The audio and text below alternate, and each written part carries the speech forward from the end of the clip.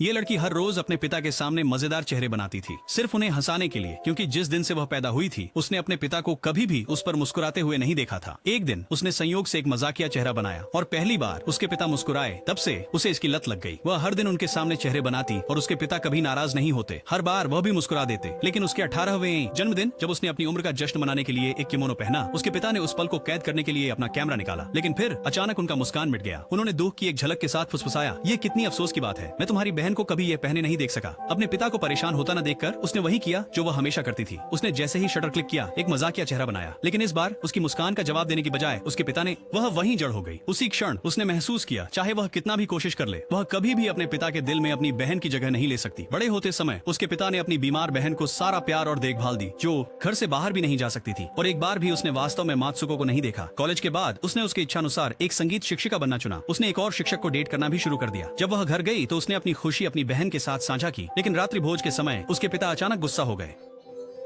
उसकी बहन ने अपनी जिंदगी बिस्तर में बिताई थी। हाँ, यह दुखद था, लेकिन मात्सुको को ऐसा लगता था कि उसकी बहन ने वह एकमात्र चीज चुरा ली थी जो वह हमेशा चाहती थी, उसके पिता का प्यार। तुम वो नहीं हो जो दुखद हो। वह रोई, आंसू उसके चेहरे पर बह रहे थे। वह भाग गई। वह यह नहीं समझ पाई कि उसके पिता हमेशा उसे बुरा क्यों समझते थे। जो वह नहीं जानती थी वह यह था कि जैसे ही उसने वहाँ से बाहर कदम रखा, उस दरवाजा बंद होते ही उसकी किस्मत में धीरे धीरे बदलाव आने लगा। उस दिन हमेशा की तरह उसने अपने छात्रों को एक शैक्षिक दौरे पर ले गई, लेकिन कुछ गड़बड़ हो गई। जिस सराय में वे ठहरे थे वहाँ चोरी हो गई थी। तिजोरी से पैसे गायब हो गए थे और मुख्य संदिग्ध उसका छात्र ईथन था। मात्सुको ने उससे सीधे पूछा, लेकिन ईथन ने सब कुछ नकार दिया। फिर भी उसने उसे दोष नहीं दिया। उसे इस बात की अधिक चिंता थी कि उसे स्कूल से निकाला जा सकता है, इसलिए उसने खुद पर आरोप लेना तय किया। उसने होटल मैनेजर से कहा कि वह थी, फिर अपनी जेब से चोरी की गई रकम चुकाई। उसे लगा कि मामला खत्म हो गया, लेकिन यह तो बस शुरुआत थी। वापस पर स्कूल में चोरी की खबर आग की तरह फैल गई। मात्सुको निष्कासित होने के खतरे में थी। मजबूर होकर वह गई ईथन के पास गई और उससे सच बताने की भीख मांगी। काफी मनाने के बाद उसने मान लिया, लेकिन जब वह प्रिंसिपल के सामने खड़ा हुआ तो उसने अपनी कहानी बदल दी। उसने झूठ बोला, कहा कि मात्सुको चोर थी। उसके पास अपनी सफाई में कुछ कहने का कोई तरीका नहीं था। अंत में उसे निष्कासित कर दिया गया। अब चौराहे पर खड़े होकर वापस लौटने का कोई रास्ता नहीं था। वह बस एक ऐसी जगह से निकल जाना चाहती थी जहां कोई उस पर विश्वास नहीं करता था। लेकिन जब वह जाने के लिए अपने सामान पैक कर रही थी, कुछ हुआ, कुछ ऐसा जो उसे पूरी तरह से तोड़ गया। जानना चाहते हैं आगे क्या हुआ? मेरे साथ बने रहे। उसकी कहानी का बाकी हिस्सा जल्द ही आ रहा है।